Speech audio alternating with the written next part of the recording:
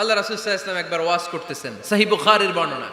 আল্লাহর হাবিব সাল্লাল্লাহু আলাইহি ওয়াসাল্লাম বললেন, ইন্না মিনা শাজারি শাজারা, এক ধরনের গাছ আছে, লা ইয়াসকুতু ওয়ারাকুহা, যেই গাছের পাতা কোনোদিন ঝরে না, পাতা পড়ে না, একটা গাছ আছে। মাসালুহা কামাসালিল মুসলিম, এই পাতার দৃষ্টান্ত মুসলিমের দৃষ্টান্ত একই। হাদ্দিসুনি মাহিয়া, দেখি তো কোন সাহাবী বলতে পারে এটা কোন গাছ। আল্লাহর হাবিব বললেন, এমন একটা গাছ আছে যেই গাছের কোনো পাতা ঝরে না। এই পাতার দৃষ্টান্ত, গাছের দৃষ্টান্ত, মুমিনের দৃষ্টান্ত একরকম। ফাহাদ্দিসুনি মাহিয়া, কে আছো বলতে পারো এটা কোন গাছ? কেউ পারে না। সাহাবারা মনে করছে এটা মরুভূমির কোন একটা গাছ হবে। কেউ বাড়ির পাশে যে খেজুর গাছ আছে এটা খেয়াল করে নাই, সবাই চলে গেছে অন্য গাছের দিকে। ক্যাকটাস, গুলমলতা, মরুভূমির রেয়ার যে গাছগুলো আছে, দুর্লভ দুষ্প্রাপ্য গাছগুলো, তারা এক একজন একটার পর নাম বলতে আরম্ভ করলো। আল্লাহ রাসূল সাল্লাল্লাহু আলাইহি ওয়াসাল্লাম বললেন হয় নাই, একজন বলে একটা, আল্লাহর হাবিব বললেন হয় নাই। সব শেষে কেউ যখন পারে না, আল্লাহ রাসূল সাল্লাল্লাহু আলাইহি ওয়াসাল্লাম বললেন, ইন্নাহা আন-নাখলা, এটা খেজুর গাছ। এটা কি গাছ? সবাই বলেন, কি গাছ? খেজুর গাছ। কেউ পারে নাই। ওয়াজ শেষ, নসিহত শেষ, সবাই বাড়ি ফিরে যাচ্ছে। সাইয়েদনা ওমর ফারুক রাদিয়াল্লাহু তাআলা আনহু, উনি ওনার ছেলে আব্দুল্লাহ ইবনে ওমরকে নিয়ে যাচ্ছে। আব্দুল্লাহ ইবনে ওমর হঠাৎ করে বললেন, আব্বা, আল্লাহ রাসূল যখন জিজ্ঞেস করেছিল এটা কোন গাছ, আমি কিন্তু জানতাম এটা খেজুর গাছ, আমি কিন্তু জানতাম। ওমর ফারুক বললেন, বলো নাই কেন? আব্দুল্লাহ ইবনে ওমর বলেন, আব্বা, আপনি পারেন না, আমার চাচা আবু বকর পারে না, মুরব্বী সাহাবারা কেউ পারে না, আমি মাঝখান দিয়ে কেমনে বেয়াদবি করি? সুবহানাল্লাহ পড়বেন না? ওমরে ফারুক বললেন, বলো কি? তুমি যদি আজকে বিশ্বনবীর সামনে উত্তরটা দিতে পারতা, আমার ছেলে উত্তর দিতে পেরেছে, এটা জেনে আমার বুকটা এত বড় হয়ে যেত। ও আব্দুল্লাহ, কেন তুমি বললা না? আজকে কেউ প্রশ্নের উত্তর করতে পারে নাই, তুমি যদি বিশ্বনবীর সামনে দাঁড়িয়ে প্রশ্নের উত্তর করতে পারতা, আমার বুকটা এত বড় হয়ে যেত। কেন বললা না? তুমি বললে আমি বড্ড খুশি হয়ে যেতাম। সুবহানাল্লাহ পড়েন। তার মানে মাঝে মাঝে জুনিয়ররা সিনিয়রদেরকেও হার মানায় দেয়, এরকম আছে না নাই? এজন্য পরামর্শ করবেন, অবশ্যই পরামর্শ করবেন। সাইয়েদনা ওমর ফারুক যখন খলিফা, তিনি মুরব্বীদের মিটিংয়ে একটা ছোট্ট বাচ্চাকে রাখতো, অল্প বয়স্ক এক সাহাবী, ওই সাহাবীর নাম আব্দুল্লাহ ইবনে আব্বাস রাদিয়াল্লাহু তাআলা আনহু। মুরব্বীরা মনে কষ্ট পেলেন, কিরে, এই ছেলের সমান নাতি আছে আমার ঘরে, আমার নাতি আছে, এই ছেলের সমান এই ছেলেকে কেন রাখে? ওমর ফারুক বললেন, একদিন দেখাই দিব আপনাদেরকে কেন রাখি।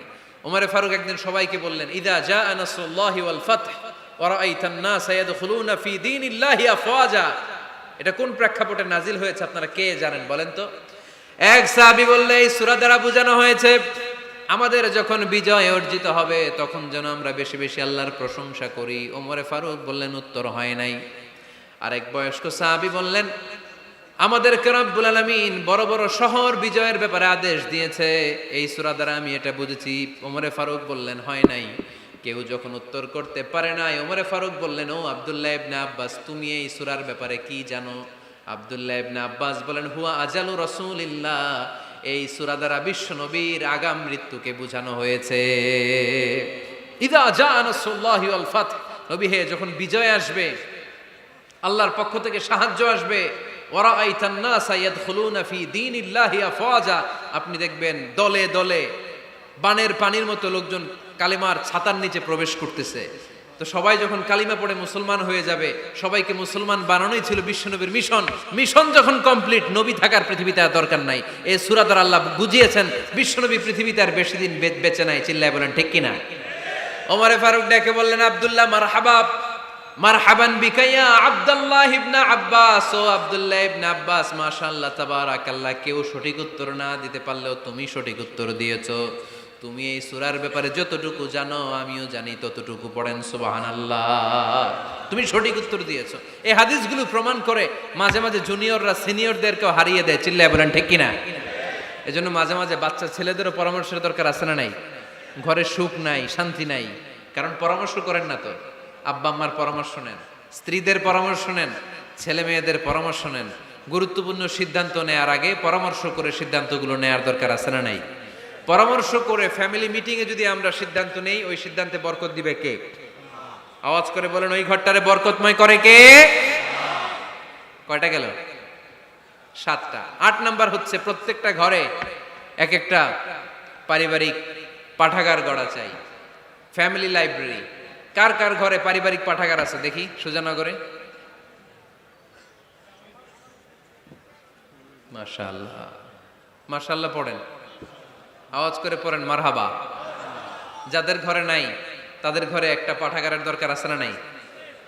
একটা শোকেস বানাবেন, ওখানে ইসলামী বইগুলো রাখবেন, ইসলামী সাহিত্যগুলো রাখবেন, তাফসিরগুলো রাখবেন, হাদিসের বইগুলো রাখবেন। একটা পারিবারিক পাঠাগারের দরকার আছে না নাই? কোরআনের প্রথম আয়াত হয়েছে পড়ো। কোরআনের প্রথম আয়াত কি? আল কোরআনের প্রথম বাণী পড়ো, আল হাদিসে নবীর কথা পড়ো। আল কোরআনের প্রথম বাণী পড়ো, আল হাদিসে নবীর কথা পড়ো। পড়ে পড়ে শেখো, শিখে শিখে তুমি তোমার নিজের জীবন গড়ো। পড়েন আমিন। কোরআনের প্রথম কথা কি? ইকরা, পড়ো। কোরআনের প্রথম কথা কি? ইকরা বিসমি রাব্বিকাল্লাযী খালাক, খালাকাল ইনসানা মিন আলাক। ইকরা ওয়া রাব্বুকাল আকরাম আল্লাযী আল্লামা বিল কলম আল্লামাল ইনসানা মা লাম ইয়ালাম। পড়েন সুবহানাল্লাহ। পড়ো তোমার প্রভুর নামে যিনি তোমায় শিখিয়েছেন। Read in the name of your Lord who has created. পড়ো, পড়ার কোনো বিকল্প নাই, আপনার পড়তেই হবে। বেঁচে আছেন পড়েন, সুস্থ তো পড়েন, অসুস্থ পড়েন, মরে যাচ্ছেন তখনও পড়েন, পড়তে পড়তে মরেন। ও মিয়া, মরার সময় পড়ার দরকার আছে না নাই? মরার সময় পড়বেন লা ইলাহা ইল্লাল্লাহ মুহাম্মাদুর। এটা না পড়লে হবে? তার মানে মরার সময়ও পড়তে হবে। চিল্লায় বলেন ঠিক কিনা? তাহলে সুখী, সমৃদ্ধ, আলোকিত একটা পরিবার গড়ার 8 নম্বর পয়েন্ট হচ্ছে একটা ফ্যামিলি লাইব্রেরি। প্রত্যেকটা ঘরে শান্ত যেন নেই, যে আমাদের প্রত্যেকের ঘরে আমরা যেন ছোট্ট করে একটা পাঠাগার বানাই। ওখানে যেন বিভিন্ন ধরনের বই, বিভিন্ন ধরনের বইয়ের কালেকশন রাখি। বই কিনুন, বই পড়ুন, প্রিয়জনকে বই উপহার দিন। বই কিনে কেউ কোনোদিন দেউলিয়া হয় নাই, ঠিক কিনা? পড়তে রাজি আছেন তো? এই যে কোরআনের বঙ্গানুবাদ পাওয়া যায় না এখন, কথা বলেন। স্মার্টফোন আছে কার কার দেখি? হ্যাঁ, কারা কারা স্মার্ট দেখি? হাজার হাজার স্মার্ট, মাশাআল্লাহ। এই স্মার্টফোনের ভেতরে আল কোরআন নামে বাংলায় কোরআনের একটা অ্যাপস পাওয়া যায়। কথা বলেন, পাওয়া যায় কি যায় না? আজকে থেকে এই অ্যাপসটা ডাউনলোড করে প্রতিদিন 1 আয়াত 2 আয়াত 3 আয়াত করে পড়া শুরু করে দেন। বাঁচতে হলে পড়তে হবে, বাঁচতে হলে জানতে হবে, ঠিক কিনা? এই স্লোগান আমাদেরকে শিখায়। এই স্লোগান তো আল্লাহ, এই স্লোগান দিয়েই তো আল্লাহ কোরআন শুরু করছে। ইকরা বিসমি রাব্বিকাল্লাযী খালাক। বাঁচতে হলে জানতে হবে, বাঁচতে হলে পড়তে হবে, পড়ার কোনো বিকল্প নাই। আওয়াজ করে বলেন ঠিক কিনা? সুজানগরের রায়েরা, মোবাইলের অ্যাপসের ভেতরে আমরা কোরআন রাখতে রাজি আছি তো সবাই? হাদিসের অ্যাপস ডাউনলোড করতে রাজি আছি তো? বাস রাজি আছি, ডাউনলোড করে রাইখা দেবো, আর কেউ পড়বো না নাকি? হ্যাঁ, প্রতিদিন একটা আয়াত হলেও যেন আমরা পড়ি। আল্লাহ যা বলা দরকার সব বলে দিয়ে গেছে, নতুন করে আর কিছু বলবে না। আমরা যেন পড়াশোনা করি, আমরা যেন একটা পাঠাগার বানাই। আবারও কখনো আসার সুযোগ হলে আমি জিজ্ঞেস করবো, যদি আমার মনে থাকে, যে আপনাদের পাঠাগার আছে কার কার ঘরে। সেদিন সবার হাত তুলতে হবে। এমনি পারা যাবে তো? আল্লাহ তুমি তৌফিক দাও। এজন্য একা একা সিদ্ধান্ত নেবেন না, নারীদের কাছ থেকেও পরামর্শ নেবেন। আল্লাহর হাবিব সাল্লাল্লাহু আলাইহি ওয়াসাল্লাম নারীদের পরামর্শের গুরুত্ব দিয়েছেন। মাঝে মাঝে জুনিয়রদের পরামর্শ নিতে হয়, ছোট্ট বাচ্চাদের পরামর্শ নিতে হয়। ছোট্ট বাচ্চাদেরকে বোকা মনে করবেন না, ছোট্ট ছেলে মেয়েদেরকে বোকা ভাববেন না, ওদের মাথায় বুদ্ধি আছে। মাঝে মাঝে জুনিয়ররা সিনিয়রদেরকে হারায় দেয়, আছে না নাই? আল্লাহর হাবিব সাল্লাল্লাহু আলাইহি ওয়াসাল্লামের একটা বৈশিষ্ট্য ছিল, তিনি কিছু খেলে খাওয়ার পরে বন্টন করলে কোন দিক দিয়ে করতেন? আওয়াজ করে বলেন না। ডান দিক থেকে। একবার তিনি দুধ খেলেন, দুধ খেয়ে বন্টন করবেন, কিন্তু ডান দিকে দাঁড়িয়ে ছিল একটা ছোট্ট ছেলে, আর বাঁ দিকে মুরব্বী সাহাবারা।